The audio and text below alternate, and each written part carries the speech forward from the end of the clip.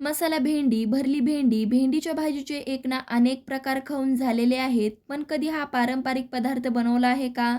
त्यासाठी काय करायचं? 8 ते 10 भेंडी घेऊन स्वच्छ अशी धुवून पूर्णपणे कोरडी करून घ्यायची. नंतर मोठ्या तुकड्यांमध्ये कट करून तव्यावर घालून घ्यायची आहे. त्याचबरोबर 4 ते 5 हिरव्या मिरच्या घालून हलकेसे डाग पडेपर्यंत भाजून घेऊ. अर्धा पळी तेल घालून भेंडी आणि मिरची छानपैकी अशी भाजून झाल्यावरती 7 ते 8 कढीपत्त्याची पाने, 10 ते 15 लसूण पाकळ्या, 1 चमचा जिरे घालून हलवून भरपूर सारी बारीक चिरलेली कोथिंबीर घालून भाजलेलं साहित्य कोमटसर झाल्यावरती चवीनुसार मीठ घालून पेल्याने ठेचा रगडून घ्यायचा आहे.